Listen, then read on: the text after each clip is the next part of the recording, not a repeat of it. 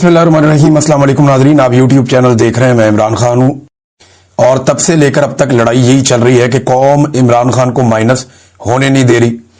ना इमरान खान हार मानने के लिए तैयार है और एस्टेब्लिशमेंट और इमरान खान की सारी मुखालिफ सियासी जमातें वो ये जानते हैं कि अगर ये आदमी माइनस ना हुआ तो हम बहुत हद तक माइनस हो जाएंगे। अब इस मसले की वजह से अब एक नया दबाव क्रिएट किया जा रहा है, यानी हुकूमत खुलकर कह रही है कि इमरान खान से खुद को अलहदा कर लें तो फिर हम बातचीत कर सकते हैं। यानी इमरान खान साहब के बयानिए से इमरान खान साहब से अपने आप को अलग कर लें पाकिस्तान तहरीक इंसाफ के लोग, तो फिर उनके साथ बातचीत हो सकती है। एक तो बातचीत के लिए मिन्नत तरला कोई नहीं कर रहा। मैंने देखा नहीं कि पाकिस्तान तहरीक इंसाफ के लोग, हम वो ये जरूर कहते हैं कि मुल्क के लिए हम बातचीत करना चाहते हैं और हम ये चाहते हैं कि पाकिस्तान में जो स्पेस छीन ली गई इदारों से या पार्लियामान से वो उनको वापस दी जाए, सियासी जमातों को जमहूरी हक उनका लौटाया जाए, उसके लिए वो अपनी कोशिश करते रहते हैं। अब इमरान खान साहब को दहशतगर्द डिक्लेयर किया जा रहा है। ये बार बार कहते हैं जी दहशतगर्द है, मुल्क दुश्मन है। मैं चंद सवालात आपके सामने रखता हूं। क्या पाकिस्तान तहरीक इंसाफ का इमरान खान साहब ने कोई मुसल्ला विंग बनाया हुआ है? आज तक आपको ऐसी कोई खबर मिली? कोई भी नहीं। ये कहते हैं जी असला आ गया, ये आ गया जलसा के अंदर या जलसागाह के अंदर। आज तक दिखाएं ना कितनी बंदूकें इन्होंने देखी हैं। बेशुमार लोगों के साथ बंदूकें बेशुमार देखी गई है, लेकिन इमरान खान साहब के जलसागाह में तो नहीं देखी गई। कोई मुसल्ला विंग पाकिस्तान तहरीक इंसाफ ने नहीं बनाया। क्या आज तक कोई बोरी बंद लाश मिली जो पाकिस्तान तहरीक इंसाफ ने बोरी बंद लाशें जो है वो जमा की हो? वो जो लोग ये काम करते थे वो आजकल एस्टेब्लिशमेंट के साथ हैं। क्या कोई करप्शन के मेगा स्कैंडल इमरान खान साहब के निकले कि ये भी है वो भी है वो भी है? बताएं ना। उस्मान बुज़दार पे इतने घटिया इल्जामात लगाए, एक भी मुकदमा बताएं कहां है उसके ऊपर? एस्टेब्लिशमेंट कहती थी ना कि इसने ये भी किया वो भी किया वो भी किया, उसने डील कर दी, उसको छोड़ दिया। वो कहते थे बहुत सारे अफसरान, बुशरा बीबी लगाती थी, वो किधर गए सारे अफसरान जिन्होंने रिश्वत दी हुई थी? कहते थे जी कि आसिम मुनीर साहब के पास एक फाइल है बुशरा बीबी के हवाले से जो उन्होंने इमरान खान को दिखाई थी, वो फाइल गुम हो गई। उसके बाद कहां गई वो फाइल? उस फाइल के ऊपर कोई एक मुकदमा भी नहीं बना। फिर क्या कोई अलहदगी पसंद तहरीक इमरान खान साहब ने चलाई है? कोई मनसूबा इस तरह का दिया है? क्या कोई टारगेट किलिंग इमरान खान साहब ने या उनकी पार्टी ने की हो? कभी कोई पाकिस्तान तहरीक इंसाफ के बंदे ने खुद कुछ हमला कर दिया हो, या कभी किसी पुलिस वाले या दीगर फोर्सेस के बंदे में से किसी एक को भी गोली लगी और वो गोली लगने से जख्मी हुआ हो या शहीद हुआ हो और ये बताएं जनाब इनको पाकिस्तान तहरीक इंसाफ ने मारा? एक भी वाकया आपको ऐसा नहीं मिलेगा। ये एक पॉलिटिकल पार्टी है, आप इसको दहशतगर्द कैसे कह सकते हैं? मुल्क दुश्मन और गद्दार कैसे कह सकते हैं? ये पाकिस्तान में ना एक पुराना ट्रेंड है, जो कहे कि आइन पर अमल करो वो गद्दार है, मुल्क का दुश्मन है, सिक्योरिटी थ्रेट है। वो जो कहे इदारे खसूसन फौज सियासत से अपने आप को दूर रखे, जो ये कहे कि मुल्क भी मेरा फौज भी मेरी, जो अपनी जिंदगी अपने मुल्क के नाम कर दे ताकि अपने बच्चों से भी अपने आप को दूर कर ले, ऐसे आदमी को ये कहते हैं दहशतगर्द भी है, गद्दार भी है, सिक्योरिटी थ्रेट भी है। जो शख्स भी करप्शन के खिलाफ आवाज उठाए वो दहशतगर्द है, वो सिक्योरिटी थ्रेट है। जो बैरूनी ताकतों को एब्सोल्युटली नॉट कहे, जो गुलामी से इनकार कर दे, जो अमीर और गरीब का फर्क इस मुल्क में खत्म करने की कोशिश करे, जो पहली बार नामूस रिसालत और इस्लामोफोबिया के हवाले से आलमी सतह पर आवाज उठाए, जो शख्स भी ये करेगा या जो लोग ये करते आए वो सारे गद्दार डिक्लेयर हुए। जिन लोगों ने आजादी से बात करना चाहिए वो सारे गद्दार डिक्लेयर हुए। जिन्होंने बात की कि इदारे सियासत में मुदाखलत क्यों करते हैं, इनका क्या हक है, वो सारे गद्दार और सिक्योरिटी थ्रेट बन गए पाकिस्तान के लिए। सारे के सारे, किसी एक को नहीं छोड़ा, फातिमा जिन्ना तक को नहीं छोड़ा। तो ये पाकिस्तान की कहानी है, कोई नई बात नहीं है, ये पुरानी बात है। अब DGISPR ने जो एक प्रेस कॉन्फ्रेंस की है उसमें एक सबसे बड़ी गलती उन्होंने ये की कि उन्होंने इमरान खान से पूछ लिया नाम लिए बगैर कि तुम हो कौन, हमारी हैसियत क्या है। तब से लेकर अब तक लोग लगातार बता रहे हैं DGISPR को कि इमरान खान है कौन और उसकी हैसियत क्या है। लोग बता बता कर थक गए हैं, लेकिन इमरान खान साहब की शख्सियत और कैरेक्टर इतना बड़ा है कि उसका अहाता लोग नहीं कर पा रहे। कितने सारे मैदान हैं दुनिया के जहां इमरान खान साहब ने नाम रोशन किया है, चाहे वो फ्लाई काम करने के हवाले से हो, सियासत के हवाले से हो, इस्लामोफोबिया के हवाले से हो, नामूस रिसालत के हवाले से हो, एक लोगों को मोटिवेशन देने के हवाले से हो। यानी इमरान खान साहब ने लीडर की तमाम औसाफ उन्होंने बताया कि वो एक बड़ा लीडर है। पाकिस्तान के अंदर कोई आदमी इनका मुकाबला नहीं कर सकता, चाहे किसी इदारे में बैठा हुआ है या किसी सियासी जमात में बैठा हुआ है। तो तब से लेकर अब तक लोग DGISPR को लगातार इतने दिनों से बता ही रहे हैं कि ये है इमरान खान, ये है इमरान खान, ये है इमरान खान, और सोशल मीडिया इससे भरा पड़ा। मैंने नादरीन एक सर्वे करवाया सोशल मीडिया पे, ये बड़ा इंपॉर्टेंट सर्वे है। इस सर्वे में मैंने सवाल पूछा कि क्या फील्ड मार्शल आसिम मुनीर साहब पे इमरान खान साहब जो तनकीद करते हैं, क्या वो तनकीद पाकिस्तान के ऊपर है या पाकिस्तान की पूरी फौज के ऊपर है या आसिम मुनीर साहब के ऊपर है? क्योंकि जितने भी लोग इमरान खान साहब के मुखालिफिन हैं वो ये कहते हैं इमरान खान ने फौज पे हमला कर दिया, इमरान खान ने रियासत पे हमला कर दिया। वो कहते हैं जी इमरान खान ने पाकिस्तान पे हमला कर दिया। हमने सर्वे करवा लिया। इसमें मैंने सर्वे जो करवाया ना एक नए तरीके से करवाया, क्योंकि आजकल बॉट्स हैं, आजकल जाली तरीके से अगर आप सवाल जवाब पूछें तो वो ऑप्शन को करके और उसके अंदर से वो अपनी वोटिंग करवा लेते हैं, जाली वोट भी पड़ जाते हैं सर्वेस के अंदर। ये नया तरीकाकार है। ट्रेंड एक चल रहा होता है, अचानक से एकदम बहुत सारे वोट्स पड़ते हैं तो ट्रेंड को चेंज करते हैं। लिहाजा एक नया तरीका है, आप इससे भी सर्वे करवाया करें। इसमें आप ऑप्शन दे दें 1 और 2 और लोगों से कहें कि कमेंट के अंदर लिखें।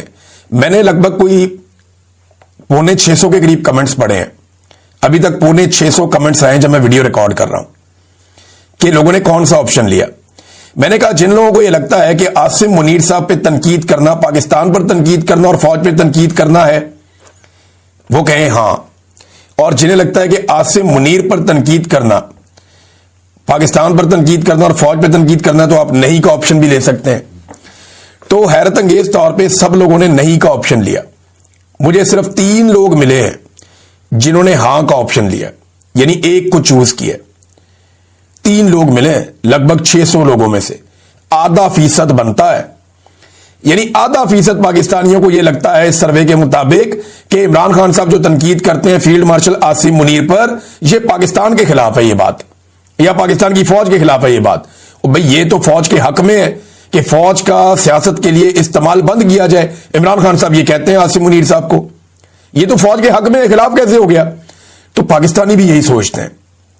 99.5% पाकिस्तानियों ने कहा कि नहीं, ये सिर्फ आर्मी चीफ पे तनकीद इमरान खान कर रहे हैं, कि उनकी गलत पॉलिसियों पे तनकीद कर रहे हैं। इस तनकीद का कोई पाकिस्तान के ऊपर असर नहीं है, ये रियासत के खिलाफ नहीं है, ये कोई फौज के खिलाफ साजिश नहीं है।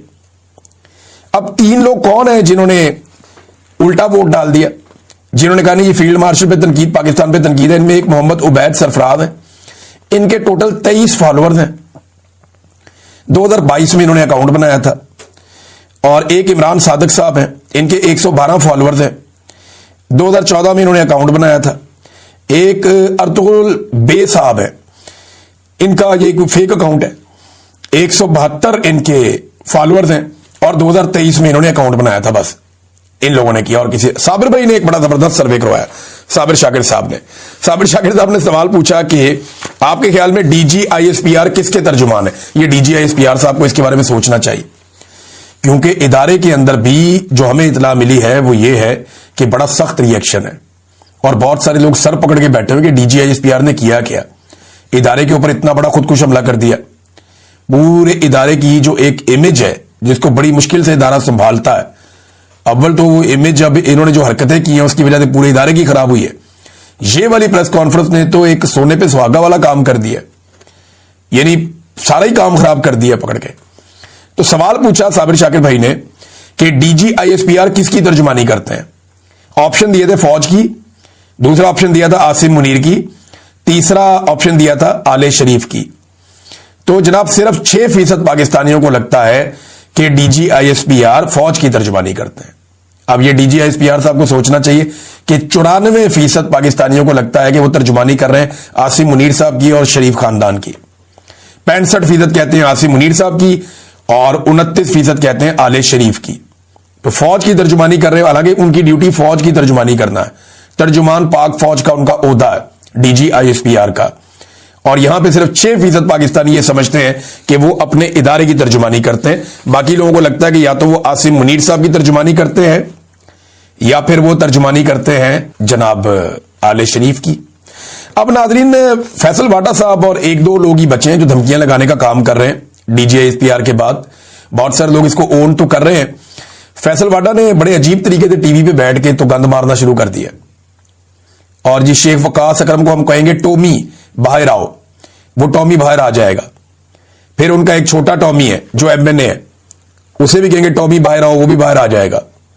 फिर एक सेनेटर है खुर्रम दिशान, वो अब दहशतगर्द है, उसके साथ वो करेंगे जो दहशतगर्दों के साथ होता है।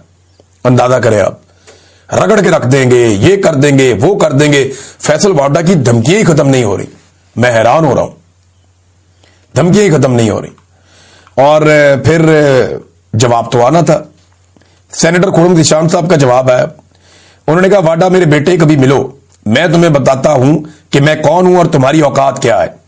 वैसे इनका आमना सामना हो जाए ना तो मैं खुर्रम दिशान को इतना जानता हूं कि फैसल वाडा के लिए मुश्किल हो जाएगी। फैसल वाडा में हौसला नहीं है, हौसला होता तो 2 दिन इमरान खान के साथ खड़ा हो जाता, हौसला नहीं है। जावेद हाशमी साहब ने भी फैसल वाडा को मुखातिब किया, उन्होंने कहा बेनामी सेनेटर की तरह के फौज के तर्जुमान जिस तरह खुलकर सामने आ गए हैं, वाज़ेह है कि इनके पीछे जो डाकू हैं वो भी नकाब उतारकर सामने आ गए हैं। दुनिया की तारीख में पहली मर्तबा ऐसा हो रहा है कि फौज एक पार्टी को कुचलने के लिए खुद मैदान में आ गई है। आप अपना यह शौक भी पूरा करके देख लें, आपने कई जंगें जीती होंगी, मगर इस अवाम से जंग और अवाम ने जिस लीडर इमरान खान को मैंडेट दिया है उसके साथ जंग करना आपके बस की बात नहीं है। सारे इकट्ठे होकर पड़ गए इमरान खान को, और इकट्ठे होकर भी इमरान खान साहब का मुकाबला नहीं कर पा रहे। फैसल वाडा साहब ने जो बात की वो सिंपल ये है, मुझे नाज़रीन बड़ा अच्छी तरह याद है, ये जो बड़के मारने वाले लोग हैं ना, इनकी मैं आपको एक मिसाल देता हूं। हम लोग जब छोटे थे तो सब बच्चों की तरह हमें बड़ा शौक था कि हम जानवरों को देखें, चिड़ियाघर जाए, वहां पे भालू है, शेर है, चीता है, ज़राफ़ा है, ज़ीब्राज़ होते हैं, हाथी भी होता था। तो बड़ा लगाव होता है ना बच्चों को जानवरों के साथ, हमें भी था। तो हम अपने पेरेंट्स से जिद करके, बाकी बच्चे भी सारे, हम लोग जाते थे चिड़ियाघर लाहौर में रहते थे, वहां जाते थे देखने के लिए, छोटे छोटे होते थे। तो तब ना कई ऐसे लोग आ जाते थे जो बड़े ओछे काम कर रहे होते थे, बहुत अजीब, ऐसे जैसे कि सबका सुकून उन्होंने खराब किया होता था चिड़ियाघर में। कभी बंदर को छेड़, कभी हाथी को छेड़, कभी इस जानवर को छेड़, हालांकि जगह जगह लिखा होता है कि आपने इन जानवरों को छेड़ना नहीं है।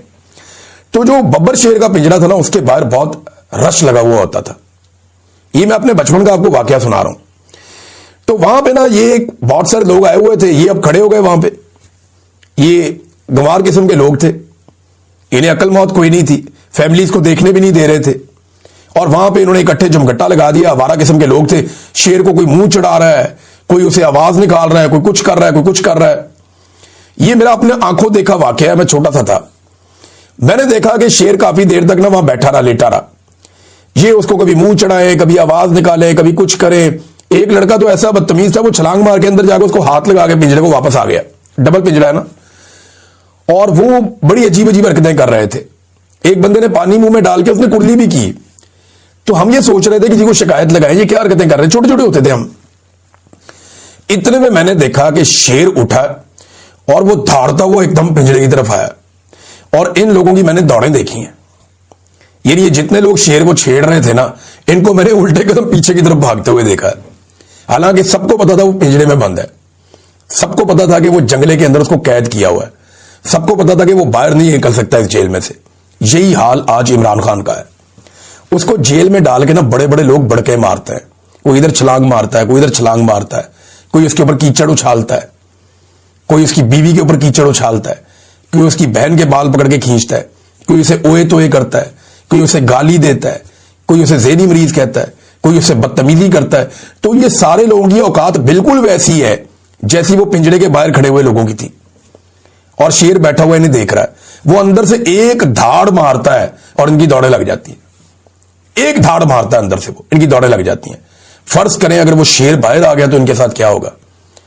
ये चिड़ियाघर तो क्या लाहौर की बाउंड्री से बाहर निकल जाएंगे, मैं उसकी मिसाल दे रहा हूं। तो नादरीन, ये मैंने जो वाकया देखा, मुझे ये सिमिलैरिटी नजर आ रही है।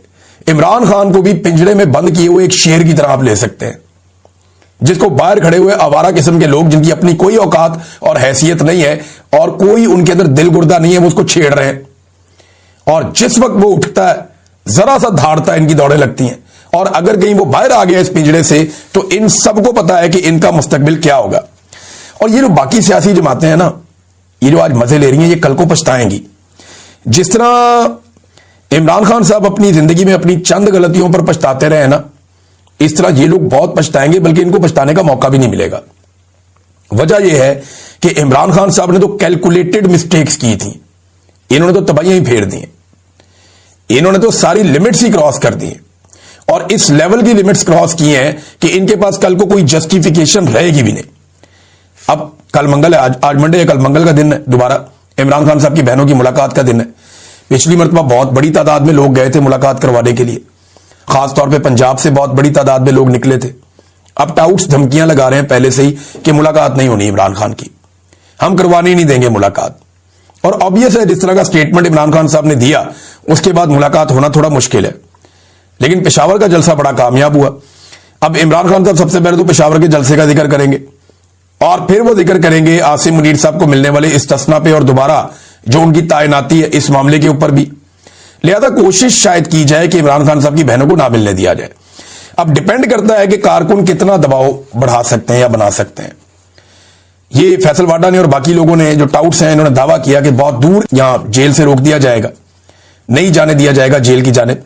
और यह भी कहा गया कि इमरान खान साहब की बहनों को गिरफ्तार भी किया जा सकता है। तो देखते हैं कि कल मंगल वाले दिन क्या होता है। बहरहाल इमरान खान की बहनें कह रही हैं कि हम तो जरूर जाएंगे, किसी सूरत हम नहीं रुकने के, हम पहुंचेंगे। और नाज़रीन एक और चीज, ये जो सुहेल अफरीदी का जलसा चल रहा था ना पाकिस्तान तहरीक इंसाफ का या तहरीक तहफ़्फ़ुज़ आईन पाकिस्तान का पेशावर में, सिर्फ एक ट्विटर अकाउंट के ऊपर, सिर्फ एक अकाउंट की बात कर रहा हूं, सिर्फ एक अकाउंट पे 80,000 लोग उसको देख रहे थे लाइव। एक अकाउंट पे 80,000 लोग उस जलसे को लाइव देख रहे थे। टिकटॉक पे अलग चल रहे थे, ट्विटर के ऊपर दीगर अकाउंट्स के ऊपर अलग चल रहे थे, फेसबुक के ऊपर लाइव अलग चल रहा था, यूट्यूब के ऊपर कई चैनल्स पे लाइव अलग चल रहा था। यानी अलग अलग प्लेटफॉर्म्स के ऊपर यह चल रहा था पाकिस्तान तहरीक इंसाफ का जलसा। सिर्फ एक प्लेटफॉर्म पे 80,000 लोग देख रहे थे। अभी अशर बाजवा साहब हैं या कुछ और दोस्त हैं, वो जब डाटा इकट्ठा करेंगे पता चलेगा कितने मिलियन लोग देख रहे थे, लेकिन 80,000 सिर्फ एक प्लेटफॉर्म पे। अब आप अंदाजा करें कि DGISPR की जब लाइव प्रेस कॉन्फ्रेंस चल रही थी, जब पाकिस्तान के सारे जर्नलिस्ट बुलाए गए थे, उसे चंद 100 लोग देख रहे थे, सिर्फ चंद 100 लोग। इतना बड़ा फर्क है। वो उन्होंने पूछा ना कि इमरान खान तुम्हारी हैसियत क्या है, तुम हो कौन? ये हैसियत है कि वो जेल में बैठा है और सिर्फ उसके नाम के ऊपर एक जलसा हो रहा है, और उसके नाम के ऊपर जलसा हो रहा है, उसका एक जूनियर लीडर वहां पे वजीर आला के तौर पे खड़ा है, और सिर्फ एक अकाउंट पे 80,000 लोग देख रहे हैं। और आपको सारे अकाउंटों पर मिलाकर 10,000 लोग नहीं देख पाए। सारे अकाउंटों पर मिलाकर चंद 100 चंद हजार लोग होंगे मैक्सिमम, सारे मिलाकर। तो आप कैसे पूछ सकते हैं उससे कि तुम्हारी हैसियत क्या है? वो रोजाना अपनी हैसियत साबित करता है। दो सहाफी हैं नादरीन, अहमद नूरानी साहब और जमील फारूकी साहब, और एक पॉलिटिकल फिगर है सेमाबिया ताहिर साहबा। इनके ऊपर नादरीन सोशल मीडिया पे मुबैना तौर पे पाक फौज के खिलाफ प्रोपेगेंडा करने पर अलग-अलग मुकदमात में इनको इश्तिहारी करार दे दिया गया। इंतहाई अफसोसनाक हरकत है। अहमद नूरानी साहब तो चले पाकिस्तान में नहीं है, उनके ऊपर मुकदमा दर्ज कर दिया। जिस मुल्क में वो हैं वहां चले जाएं और जाकर उस खबर की बुनियाद के ऊपर वहां पे मुकदमा करें, आपको पता चल जाएगा। अगर उनके पास सबूत है तो वो वहां पे देंगे, वहां जाकर केस करें ना, जहां पे वो मौजूद हैं। पाकिस्तान के अंदर आप कैसे केस कर सकते हैं? दूसरा जो सेमाबिया ताहिर साहिबा है वो तो पाकिस्तान में मौजूद हैं, जो जमील फारूकी साहब हैं वो भी पाकिस्तान में है। उनको बारों बार इश्तिहारी कर दी है, भाई उन्हें नोटिस करें, उन्हें बुलवाएं, वो अदालत में आकर खड़े होकर जवाब देंगे। उन्हें मौका ही नहीं दिया जवाब देने का। इस किस्म की पाकिस्तान के अंदर 2 नंबरी और फ्रॉड हो रहा है। नादरीन, मैंने आपको बताया था ब्रिगेडियर मोहम्मद अहमद साहब 97 ईयर्स के हैं, ये फर्स्ट PMA लॉन्ग कोर्स के हैं। तो इन्होंने एक स्टेटमेंट दिया था, फौज के बारे में एक पैगाम जारी किया था। अब कर्नल रिटायर्ड सुहेल अनवर साहब हैं, इन्होंने भी एक अपील की है और फील्ड मार्शल से की है कि जनाब बस कर दें, अब आप अपने आप को फौज से अलग कर दें। इससे बहुत ज्यादा मुतनाज़ आप हो गए हैं सियासी एक्टिविटीज की वजह से, और इसकी वजह से फौज का नुकसान हो रहा है।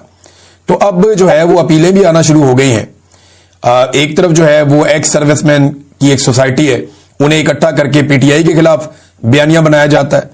दूसरी तरफ जो रिटायर फौजी अफसरान आजाद हैं वो ये बार बार कहते हैं कि फौज सियासत में मुदाखलत बंद करे। ये बात तो कायदे आज़म ने भी कही थी, कायदे आज़म की बात नहीं मानी तो किसी और की क्या मानी जाएगी। अब नाज़रीन, आखिरी खबर, मुस्तफा कमाल साहब ने एक स्टेटमेंट जारी किया। ये जरा स्टेटमेंट सुने आप। वो कह रहे हैं शुक्र करें फौज सिर्फ प्रेस कॉन्फ्रेंस करके जवाब दे रही है, वरना इससे बहुत कम गुना पर माएं अपने बच्चों को ढूंढती रही हैं। यानी फौज के ऊपर इतना संगीन इल्जाम कि यानी कोई कुछ करता भी नहीं और उनके बच्चे गायब कर दिए जाते हैं और माएं फिर अपने बच्चे ढूंढती हैं। वो कह रहे हैं शुक्र करें कि फौज सिर्फ प्रेस कॉन्फ्रेंस कर रही है, वरना वो जबरी तौर पे लापता भी कर सकती है। ये क्लैरिटी है ना कि माएं अपने बच्चे ढूंढती नहीं है, या तो जबरी तौर पे लापता कर देंगे या मार के लाश छुपा देंगे। तो फौज के ऊपर इतना घिनौना और घटिया इल्जाम किसने लगाया? मुस्तफा कमाल ने लगाया। कमाल नहीं कर दिया। अच्छा, वो अगर अपनी तरफ इशारा कर रहे हैं तो मैं आपको ये बताऊं कि बोरीबंद लाशें, ये भत्ताखोरी,